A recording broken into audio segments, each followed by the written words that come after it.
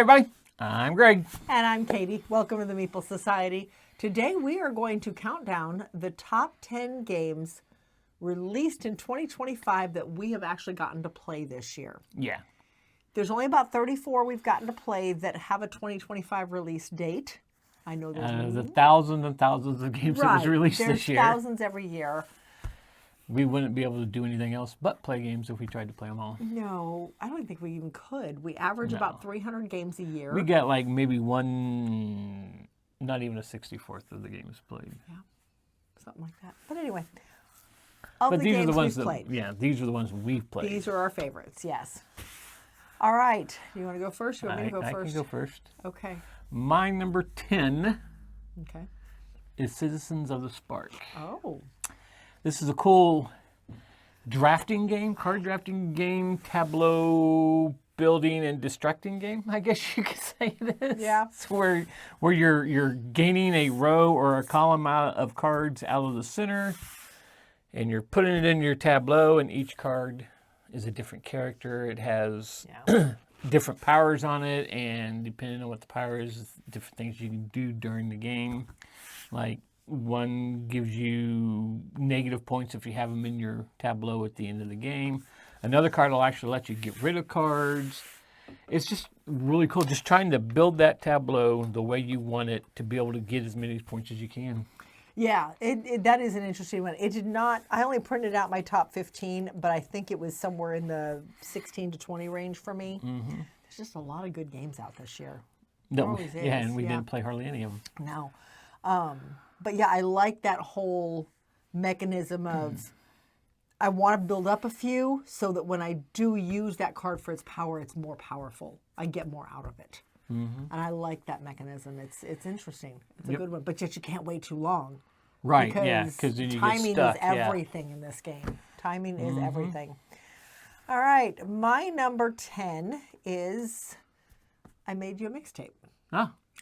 We have played the heck out of this one. This was designed by a friend of ours, Mike DeLisio, and that really had nothing to do with my rating.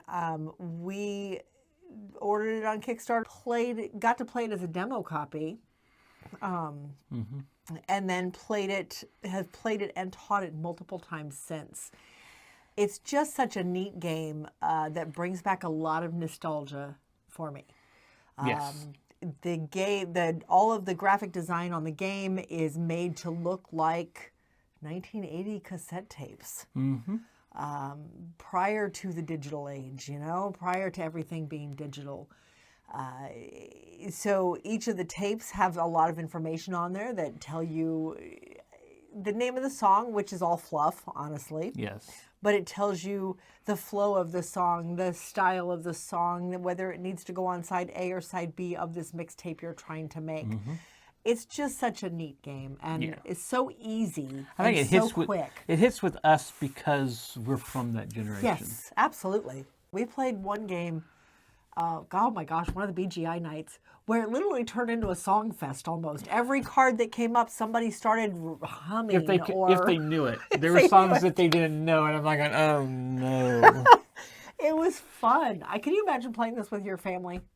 Yeah, I tried to take it to Thanksgiving, but we didn't get to play. Yeah, no. I think this would be a lot of fun. Yeah. I think people would We'd have to get a smaller group, and usually when it's my family, like we played Flip 7 at Christmas, and it was like 10 of us. Yeah, there was 10 of us playing Flip 7. And we weren't even playing. No, we were watching and refereeing. I was dealing. You were dealing, yes. And yeah, it was fun though. Anyway, so that's mixtape. That is mixtape. Made You a Mixtape. Okay, so my number 9 is one that surprised me. Really? Made the top 10.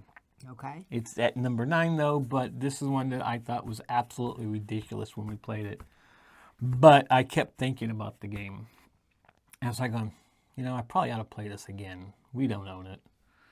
We've played it at the retreat.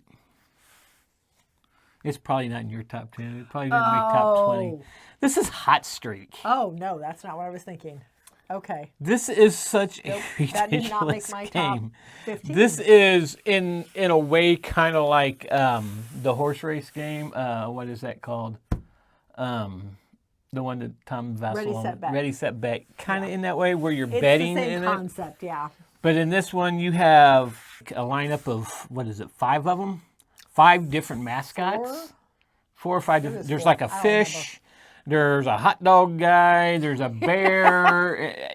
Yeah, you get the point. I'll show some pictures. And it's like they're running down a football field. Yeah. And you have cards that you are going to play cards at the beginning of the game as to It's kind of how like you a want. programming. Yeah, it's like a programming game, but these cards are going to come out after everybody turns them Yeah. in. And then you're going to set bets on who you think's going to win, who you think's going to be the first to fall over. Just really crazy bets, and they're all lined up across, and you're going to bet on what you want. Yeah.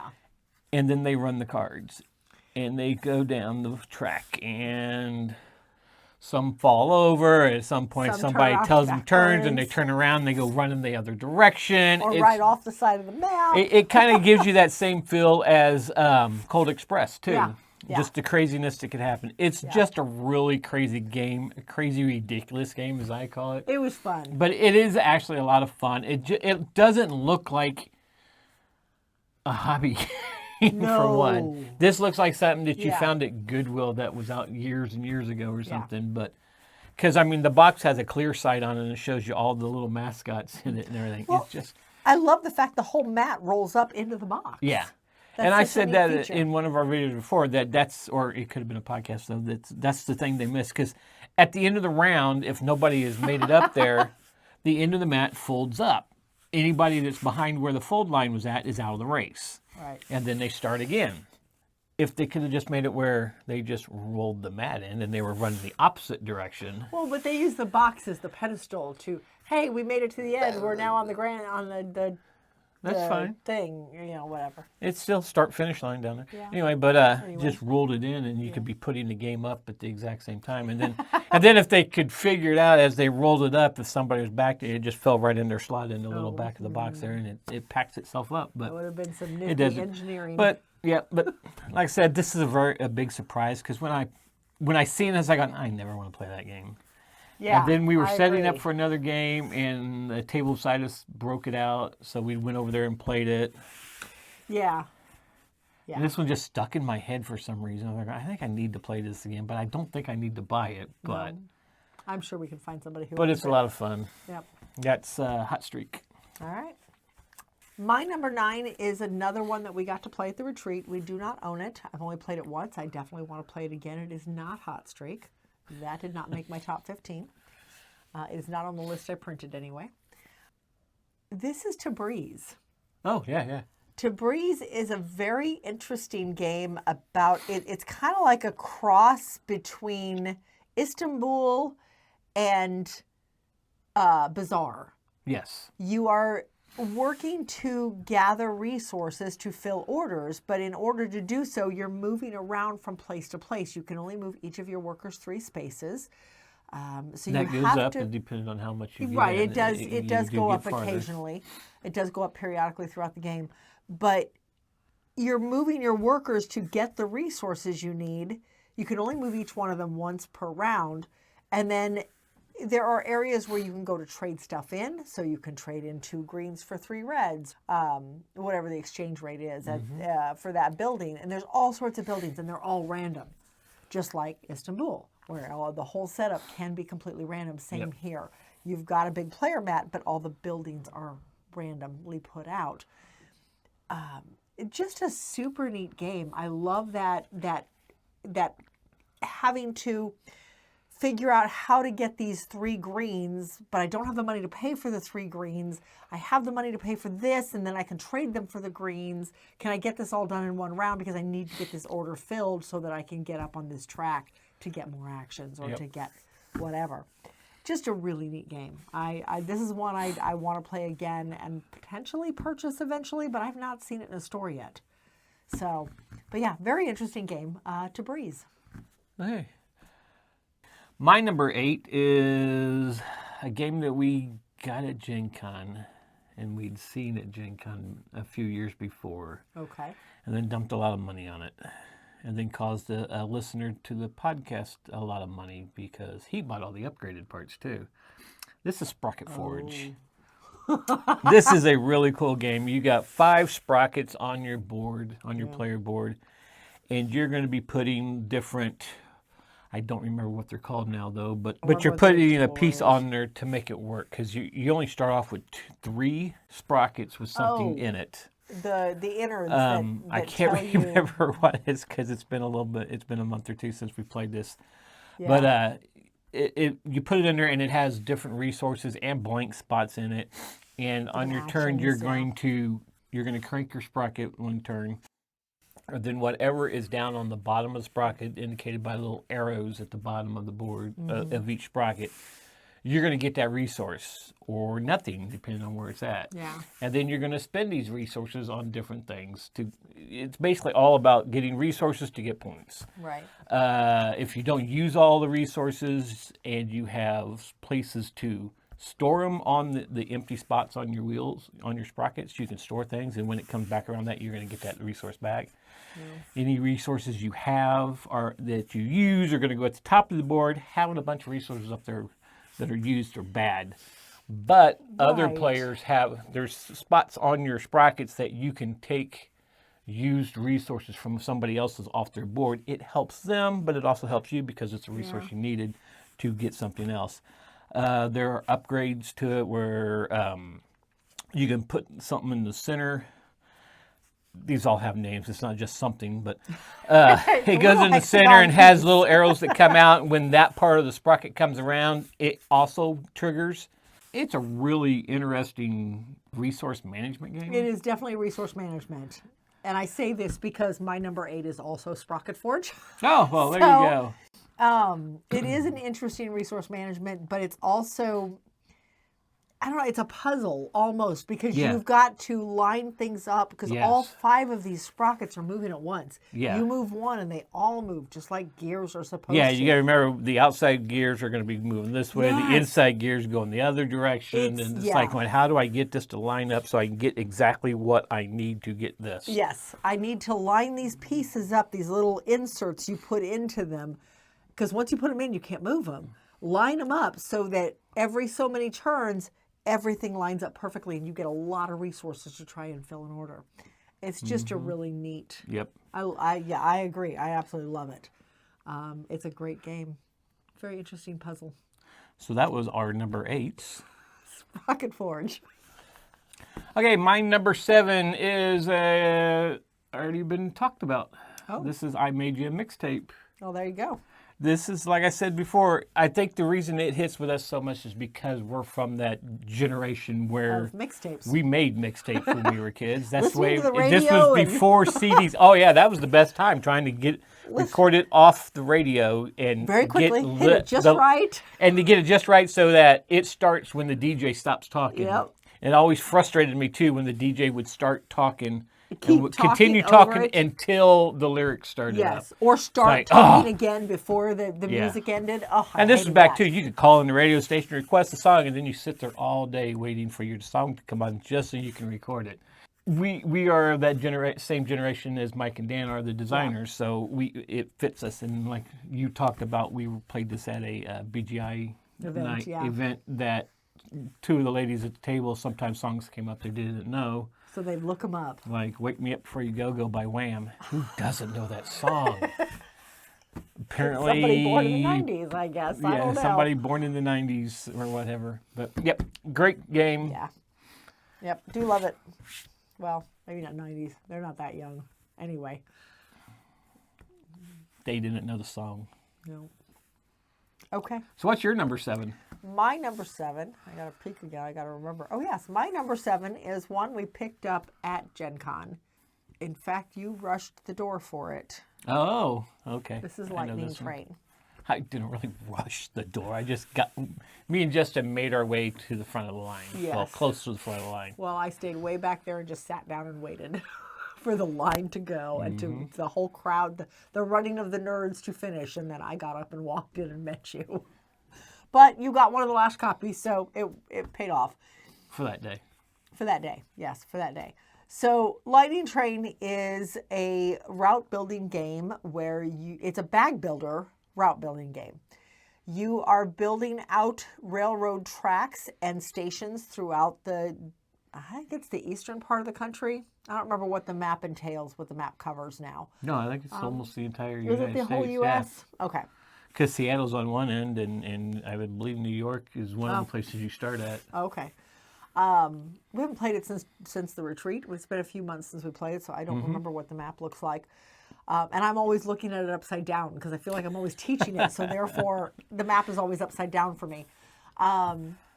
Okay. So you're building out routes. You're building up your bag full of train pieces, full of route pieces that you can, or not even route pieces, district areas, regional areas where you can build routes in.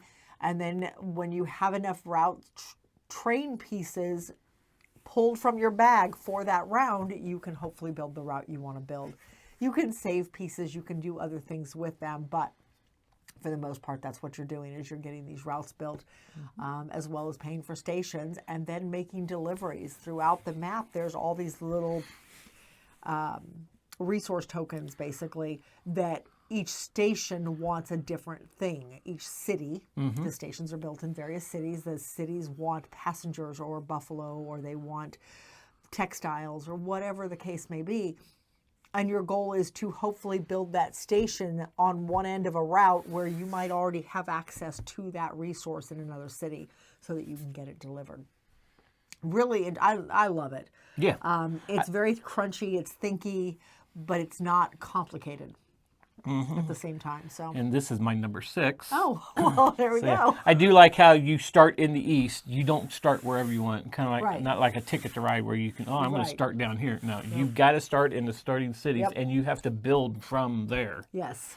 Unless, Yes, because there you are do. some where you can build a station, and if you build the station out here, then you can build off that station. But that's the only other way you can build out here, unless you get out there with your routes.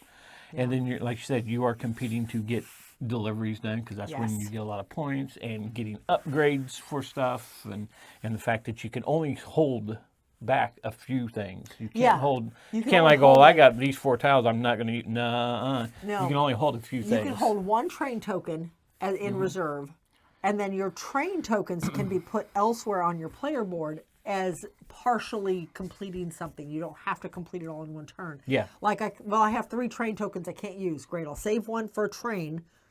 I'll put one over here in my explosives area, so maybe I can get a tunnel when I get to it. Yep.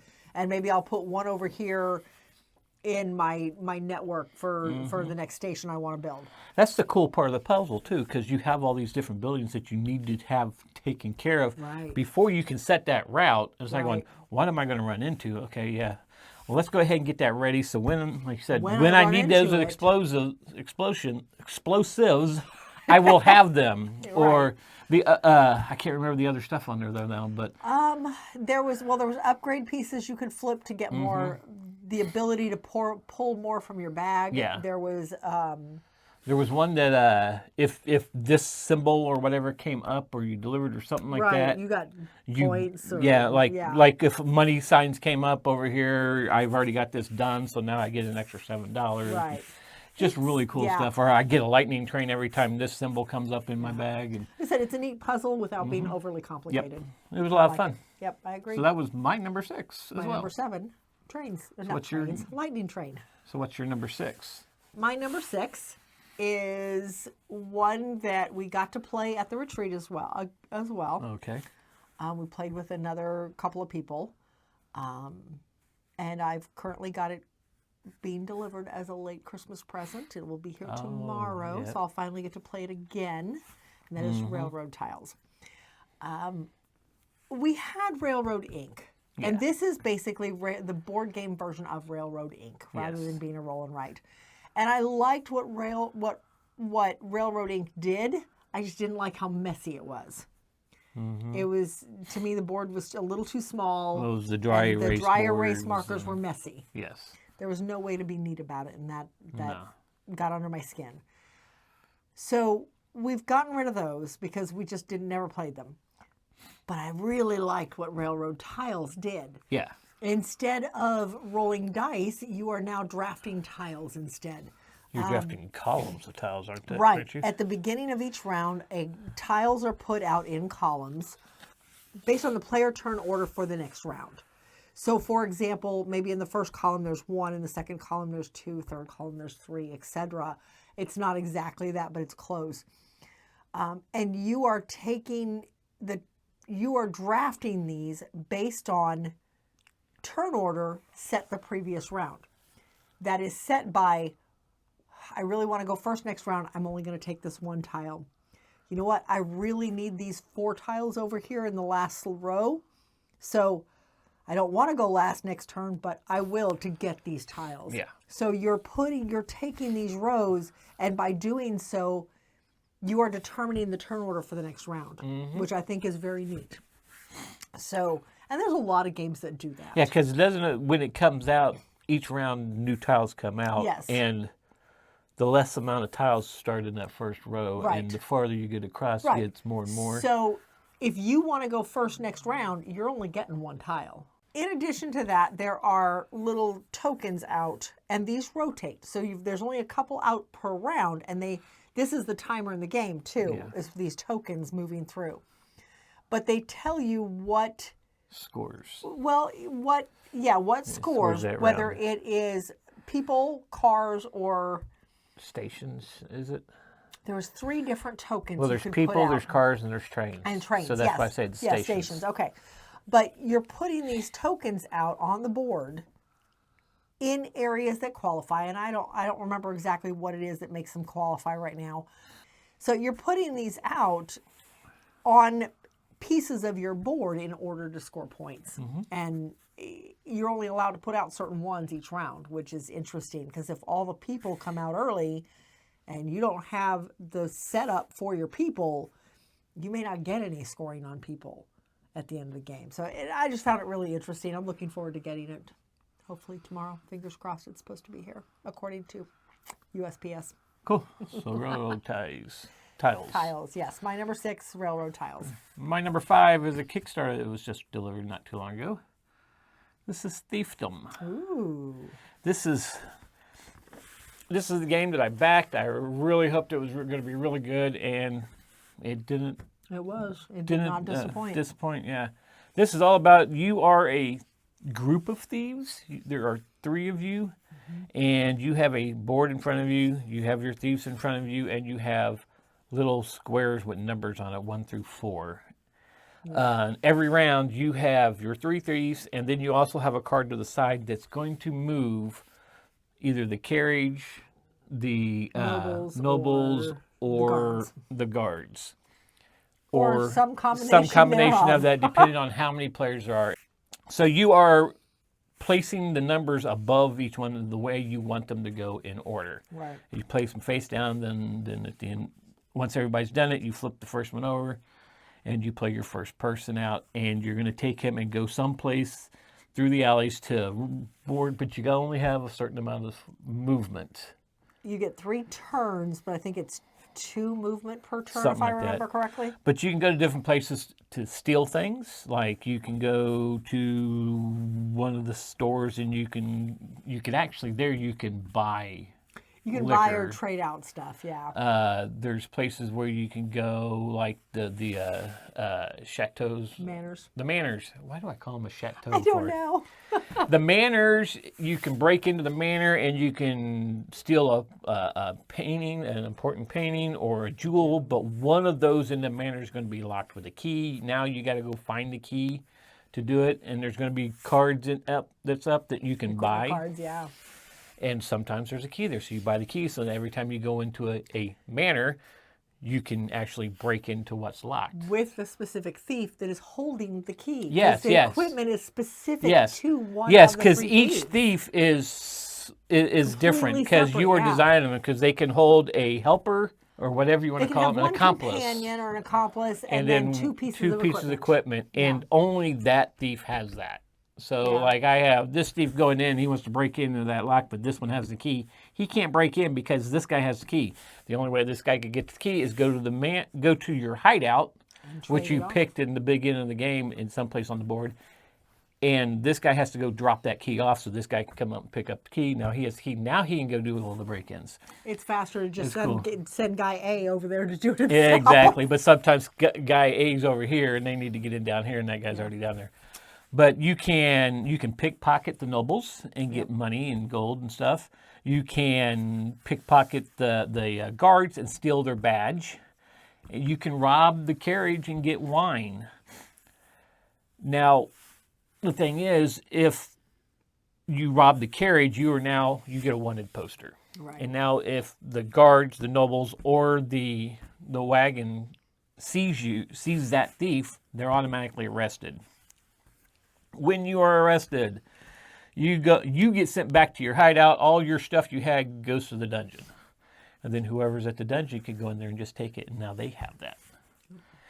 But yeah, it's the badges. If you steal badges, you can actually go to the dungeons and sell the badges, or you can just drop them off. That's the same thing with the wanted posters. If you have a wanted poster, you can go to your hideout and put on a new disguise, or you can go to the dungeon and turn it in and get points out of it.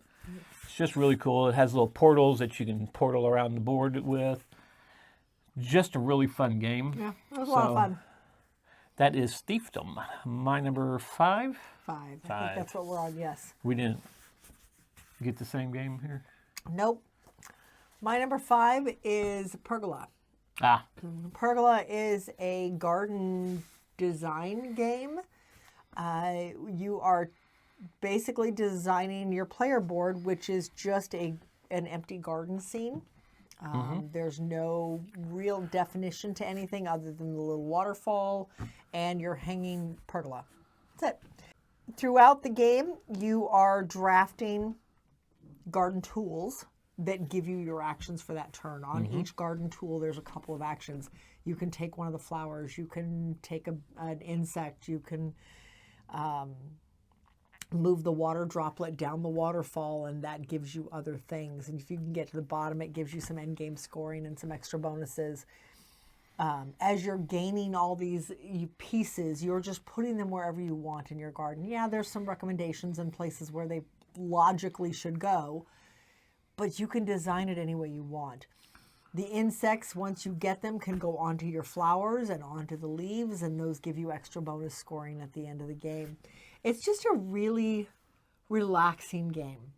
There is some strategy to it because of what you're drafting from these garden tools. Yeah. But, yeah, I just find it very relaxing, very serene. So yeah, that is my number 5, Pergola. Okay, my number 4 is a game we don't have, but we have played it twice now. Oh. We played it at a BGI event, and we played it at the Dice Tower Retreat. Oh. This is Brink. So in Brink, it is basically a space theme. It's kind of in the Moonrakers theme. Basically, it is. Well, you know. Anyway, on your turn, you start off with 3 ships. You got a small, medium, and a large ship, and you're going to put those out. If you place out your small ship, you have to place it in the middle of one tile. And basically, you're going to get a resource. Yes, you're going to do the action on the tile. The action on the tile. If you put out your medium ship, you're placing it on the edge of 2 different tiles, and then you're going to get the actions and resources from those 2 tiles. Yeah. And if you place out your big one, then you got in the corner of 3 tiles, and you get all those actions. And what I mean by actions is you can place out a tile, you can upgrade your ship, and upgrading your ship means... So if you put a certain upgrade on one of your ships, it could like get more resources in that turn, or different things like that. Or every turn thereafter, actually. Yeah. There are I can't remember what they call them. Those the ambassadors. The ambassadors, I think called? so. Okay. Yeah. If you have enough resources, you can get an ambassador and bring it in. And then you're going to get that power from them for the rest of the game, or it could be an instant power. They're very powerful. Yeah. But with the resources that you get, you're going to put them in front. They're all hidden. Yes. Nobody knows how many you have. Yes, but there are ones that have like a white on it, and those are ones that you have to auction off at the end of the round. Yes. So these will sit in front, and then at the end of the round, you'll say, okay, I have these. Who wants to give me something for them? And Nobody has to give you anything, but Nope. if nobody gives you anything for it, you don't get to keep them. They go back to the Yes. the pile. And that is a weird aspect of this. Yeah, It so you're behooves wanting you to get trade them. something out of it, even Yeah. though it's probably not an even trade. At least you got something out of it. But in the This process, could help you later. you're helping somebody else even more. Yeah. So yeah, it's a weird balance. But Yeah, it and works. all this is basically just getting you points because at the end of each round, after everybody puts out their 3 ships, you have a voting, and during the round, you can play cards to this area of things that we're going to be voting on and things that are going to score and different stuff. The voting thing kind of confuses some people, and right now I'm kind of confused with it too. It was a weird aspect. We had to reread several times Yeah. the rules on that one. But it does kind of change the game because now you're like going, well, I really need blue to score because I have a lot of blue in my Right. bay because you're going to score Well, if you points score- if blue scores. You score based on where you're at on the board. If you're on a Oh, blue yes, tile, yes. you want blue to win because Right. you score based on how much influence you Yeah, have so on the blue say tiles. you got a lot of blue and there's a card in here that can score blue. You're gonna want to make sure you're voting blue. So Yeah. you got to have the blue resources behind your screen to be able to vote with it. Yeah. Purple ones are wild, and then they count They're as very 2. valuable, yeah. They count as 2 votes when you use them in voting and everything. But it's a really interesting game. Yeah, It's a like it. little bit of a resource management, but it's all about the points at the end of the game. Yeah. So yeah, this is Brink, and that's my number. What are we on? 5, 4? 4. Was On that 4? 4. That was 4. Yeah, that was my number 14. Okay. So it was almost there. All right, my number 4 is one that a friend of ours had toted quite often on his channel. I asked him to bring it to the retreat so we could try it. He forgot. And then I lucked out and got a copy in the exchange. This is Tacta. Tacta is a card game where you are trying to score the most points you can by having the most pips left up at the end of the game.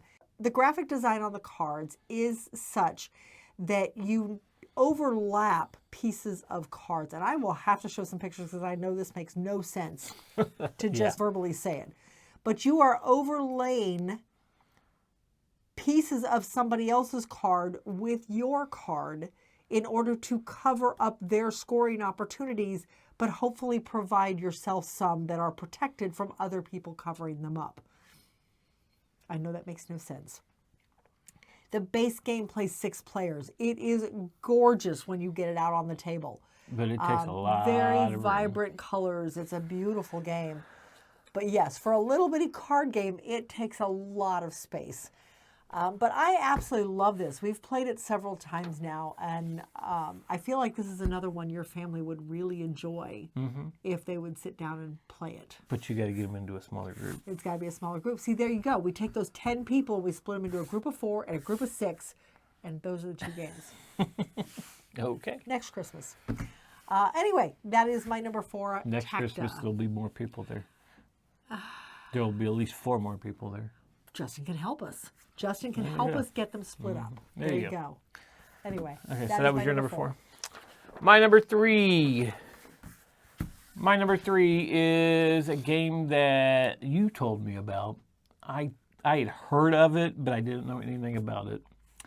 You got to play it at a ladies' night, and then we picked up the game on the way home from the retreat, and that is Tea Witches.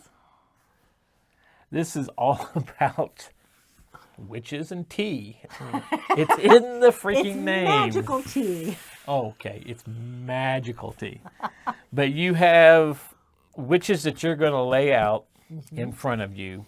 And this is a pressure luck kind of thing. Oh, yeah. Because basically the first 3 are Protected by the hexes. Yep. But once you get outside of that protection, if you lay another witch down that's the same color or same kind that you already have out, Yep. you lose all the unprotected witches. Yep. So the push your luck is part how far do you go? Well, it also determines who goes first in the round. Yeah. So your right. actions are your little teacups. But yeah, the number of witches you have out determine who goes first, They give you and how many different players. customers you can actually serve. And they each have something. Yeah, some of them will something have special on the card that they can do, and, though. Yeah, they'll give you. But resources once you get through that, now you're playing on the big board, and you are getting ingredients by going to certain areas. You're moving the wheel because you need it over here, and you might get like extra special orders, extra toppings, just a bunch of ingredients and stuff that you're going to need to build your coffee. Then you also got another player board where you are putting your teas at. You are what is all on that them. board? You're storing your teas. It's your storehouse. That's right. The warehouse comes where you can store one piece of tea in it and then all the toppings you want.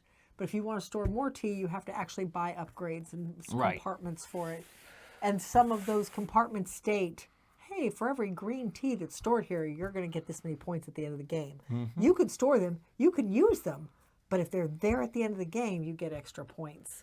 So it's just extra ways of storing and hopefully getting yourself some points at the end of the game. So yeah, I like this because it's one of those games, the type of game I like, that you don't just go to an area and get a bunch of points. No. And then you lock somebody out. No, you got to go to this area to get things, and then come over here to this area to get some things, to come over here to make things, then you get your points. Yep. Serve the witches. So and all that, it's one of those I like to go and pick things up, get things. I got to go get all this stuff so I can make one thing and get points, and then start the whole process over again, though. Yeah. But while I'm out there, I might get a couple extra things I didn't think I needed at the time, and I got that stored over. Oh, look, I needed that anyway. Cool. Now I don't have to go get that. I can go get the rest of the stuff and make it easier. Yeah. But yeah, it's a lot of fun. I've only got one play of this. I've got a couple plays in of it. But that's Tea Witches. All right, my number 3 is Thiefdom. I think you pretty much explained the whole game. Yes, I did. I do like the fact that it is modular, yes. that every game is different. I love the fact that each thief has its own abilities and its own equipment, and one thief cannot use somebody else's equipment unless they're in the same location. It's just a really neat, and the board looks great. Yeah. So yeah, I was thoroughly pleased with this one. Yeah, the and game's it's not great. Complicated. No. It's easy to track who you're using where. Each of them look different enough. Yeah, I really like it. I love the variability of it with the randomness, because there's 8 tiles you could use to put out.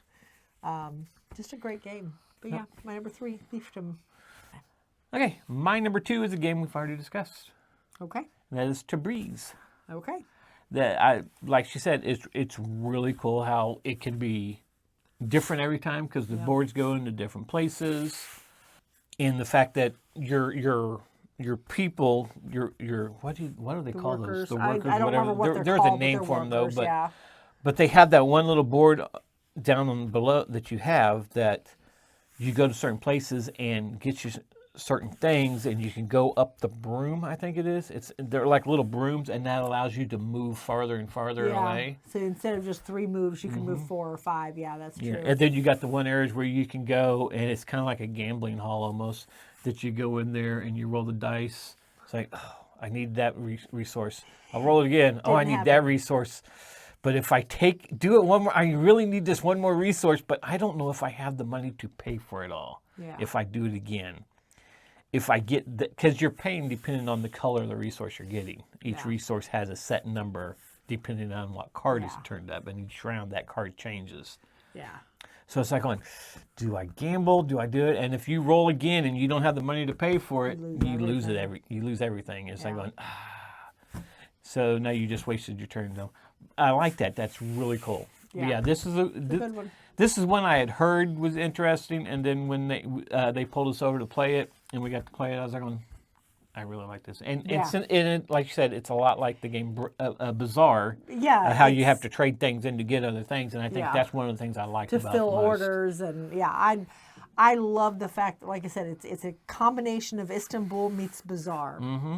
And I love that merge of the two. And it meets that criteria I just talked about with Tea Witch, is that you got to go over here to get this, and then go over here to trade out and get that, and then come over here to make this, so I can fulfill this order. Yeah. Yep. So, and I love games that do that. Yeah, that's it. I like that. But that is Tabriz. And that Number is two, Tabriz, number Tabriz. 2. My number 2 is one I'm surprised has not been talked about yet. This is one that we got to play at KevinCon back in April, and then ended up picking it up ourselves, I think at Gen Con. Maybe we bought it before Gen Con, I don't remember. But we did pick it up. But this is Galactic Cruise. This is cruise ships in space. You are designing your spaceships to hold certain types of travelers, and you are taking those travelers to far out places to tour other planets or whatever. And the whole game is based on making that happen. You're placing your workers out on the board into various areas, and if you have them linked to other areas, there's 6 areas on the board. If you can get them linked, then you can use actions from other areas that are linked to where you go. Directly so. Directly linked, yes. Not like I have this one, this one, this one, and this one linked. Yeah. I can't do that one if I'm down here. I can only do this one. Right, you can only do the ones right next to you that are linked up. But it just gives you a little more variability in what you can do in your actions. I very much enjoy this one. Yeah. I need to get it back to the table. We bought the player mat for it, even with the little cutout insets for the cardboard pieces. So we haven't even taken it out of the wrapping yet.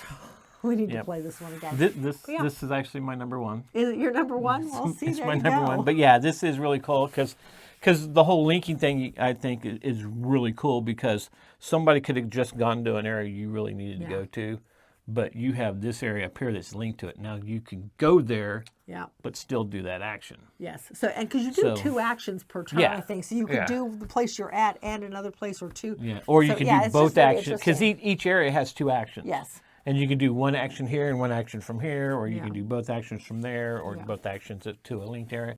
But yeah, it's really cool because you got to build your ships up, and depending on how tall you want to build that ship up to get it out, and the more people you can put on it. and you got to put out ads to get the people to come to get on your ship, and you want certain colored people. Well, you want certain. There's families, there's people that want leisure, there's one that want high impact and all that. And it depends on the color of the ships, and all the planets have that stuff up there too. So like your ship is dedicated, you need like the high impact people. You don't want to put family people on there. High adventure. If most of your ship is high adventure, you don't want family or businessmen on there. You want the high adventure guys, but there might not be any high adventure guys down there. In the queue to be, but you need to fill this ship to get it to go out. So it's just that much of a puzzle trying to figure out. And you can have more than one rocket going. Yeah. You can have as many rockets as you want to build. The tricky part is that when you do launch a rocket, one of your workers goes with it. Yeah. So you don't get that worker back till that cruise comes back. Right. Which could take a few turns. Yeah. So it depends on how big it is, how long, because you are buying up routes. Yes, you're buying the routes. I forgot and the about trips that. tell you how long you're going to be out for and everything. Yeah, whether it's 2 as days, you go 3 up, days, 4 days, whatever it is. If like the route I was just saying, if it was all high adventure, I have high adventure rooms on there. When they're not planet side, they can do something in the rooms. Yeah. And then you're getting points from that. Or once they get up to the high adventure area, they can go off and do that. You still can stop at the other ones. Yeah. But you're not going to get any points because you don't have the people who want to do that. Right. But it's, like I said, it's a lot of fun. And yeah. Need to get it back to the table. Mm-hmm. Yeah. I know your number 1. You know my number 1? Yep. It was... What's my number 1? My number 3. My number 1 is Tea Witches. Mm-hmm. Yeah, I do like this one. I love, again, it's that whole go out to get the stuff you need, store it if you need to, fill orders. The tricky part with this one is as you fill orders, because the witches on the bottom, they are your orders. They are the people you're trying to satisfy. They're the people standing in line waiting for their tea. So you're sending your little magical teacups or teapups out to the center turnstile to collect the tea you need, and then using that tea to fulfill orders of the witches that are in line waiting. As you fill those orders, you're getting benefits from them, whether it be new toppings or money or points. But you're losing those witches when you fill the orders, right? They No, go over they and go then over you to have loyal. They loyal, go to yeah. the loyal witches. They And go to then your you- loyal customers. And then you have to fulfill them Right. every So round. every round you have to fulfill the orders of your loyal customers or you they lose go them. someplace else. If you can fulfill their orders, you still get those benefits every round. So you want to fulfill them because the more loyal customers you have at the end of the game, the more points you're going to get. It's all a points game. I love the puzzle of this one, of trying to figure out using the turns I've got, because each pup only gets a couple turns. I think you get 3 actions for each teak pup. And you only have 2 at the start of the game. You only get a third halfway through the game. Yeah, just a great game. But yeah, that is Tea Witches, my number 1. All right. Well, that was our 10. Yeah. And I'm sure you got the last 5 I to printed get out to my 15. last 5, yes. Okay. I'll go first. Okay. My number 11 was one you talked about, Pergola. Okay. Number 12 was Orbit. That was We a fun played one. it. We've played Yeah. it once, but we played it at the Dice Tower Retreat, and this is just a crazy I would not mind getting kind this of. one. I Actually. don't know exactly how you would explain this game. It's all about. It's a race. Yeah, it's a race around the galaxy. Yeah. And you're trying to get back to your planet, but you're out there happen to pick other stuff up on your board From every other planet. from every other planet, and then once you have visited every planet, now you got to get back to your board. But the trick is, But the whole thing moves too. the planets are all moving constantly. So Yeah, I your love it. planet that you need to get back over to was right here, and you've got a straight shot through it, and somebody moves the board. Now your planet's all the way over here, and you don't have a straight shot to it anymore. It's crazy. It's so much fun, though. Okay, my number 13 was another one you talked about. That was Tacta. Okay. My 14 was Railroad Ties. Okay. Tiles. Okay. And my 15 was Spirits of the Wild Awakening, the newest version of that, because I liked it because there's so many different ways you can play it now. Yes. You're not just stuck playing the same game over. Right. There's so many different combinations that you can play, different animals you can put out, Yeah. different spirit cards you can put out. And this is my number 11. It was so close, but I think the only thing that kept it from being in the top 10 was the fact it was a remake of another game that was much, much Yeah. older. Yeah. The original Spirits of the Wild is one of my favorite 2-player games ever. It is just such a neat there's that tension there of when will that last piece be drawn, and that ends the game. Not at the end of the round. It ends the game now, as soon as that's drawn from the bag. Yep. So it just, and this one just takes it and kind of ramps it up a little bit and gives it that variability that I really, really enjoyed. I think you've now got 15 spirit animals, not just 5. And there's more cards and just the whole works. They just literally just added more to the game, and I love that. So yeah, it was my number 11. My number 12 was one we've not talked about yet, and that was Big Sur. Oh, yeah. Big Sur is a little card game that you're trying to build out the highway, the highway in California, the coastal highway. I don't remember what it was. It Highway 1, I think it is. I think so. The Big Sur Highway. Yeah, so you're trying to build out this highway using cards and hopefully getting benefits off of it. So you're trying to, it's basically all matching icons. Each highway can be built, each piece of the highway is built with specific resources, and some cards have resources on them, some you actually want to build. So do multi-purpose cards. Gotta love that. So you could use it for the resource or to actually build and get the benefits of it. So yeah, I just thought it was a neat card game. The cool part was that when you discard the card, it has a resource on top back, of it, yeah. on the back, and you can still use that resource as long as it's on the top visible. of your discard That pile made it cool. is Yep. a valid Yeah, resource. it just didn't make my 15. Yeah, I loved it. My number 13 is Koi. Oh. Koi was, and I think this made it because I played it very recently. We played it at Dice Tower Retreat. I know Yes. you did not technically didn't really care for it. Care for it. I played it again at a ladies' night, and I think that second play kind of solidified it for me, and I really did enjoy it. It's a good game. Yeah. It's But very it just didn't similar to Do anything for me. Bonsai. It's very, Yeah, and I did not like didn't- Bonsai and you either. didn't- I didn't care for Bonsai, but something about the fish theme, I guess, maybe did it for me. But you're building out a koi pond with these gorgeous acrylic fish, basically. They're just acrylic tiles with the fish painted on them. Just looks really pretty. Oh, yeah. But you're doing this based on card play, and when the deck runs out, so well, each turn you can either take a card to add to your tableau, or you can run your tableau. One of the two. And if you take a card, that is shortening the game. Little by little, you're shortening the game. But by doing that, you're getting the resources that you need in order to run your tableau. So it's just, I don't know, I've enjoyed both plays of it, but this one at Ladies' Night just kind of solidified it for me in the strategy you've got to have to make it work and to get what you need. Just not enough to make your top 10 now. Not quite. So, but anyway, so that was number 13. My number 14 was Brink. We talked about Brink. And my number 15 was Orbit. Which, again, we kind of had pretty much the same games on our list. We did. So the only two games that was not on our list, both of our lists, was my number 10 and number 9, Citizens of the Spark and Hot Streak. What else did you not have that I didn't have? Nothing. I have Big Sur and Koi. And Koi, yeah. All right. Well, we like pretty much the same thing for the most part. Pretty much. So that's it. That's our top 10 games that was released in 2025 that we have played. That we've played. If we missed any, let us know. I would be interested in checking them out. We both would. It's always good to hear about good games. We just got a whole bunch of 2024 games that because there was a game we played the other year. Yeah, there was a game we played just the other night that I thought was a 2025 game that was shot to number 1 on this list.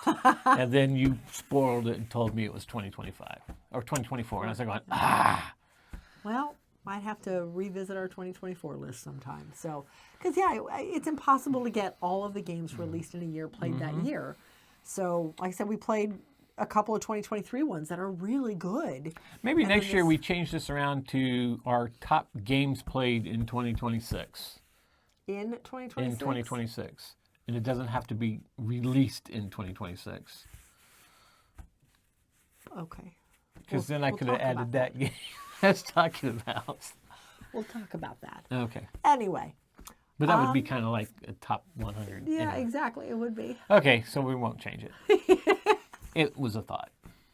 All right. Well, anyway, I forgot to say at the beginning, but, standard, if you like this type of content, please like the video, subscribe to the channel, hit the bell icon if you want notification of future content. If you want to see more top 10s, let us know. Give us an idea what you want to see.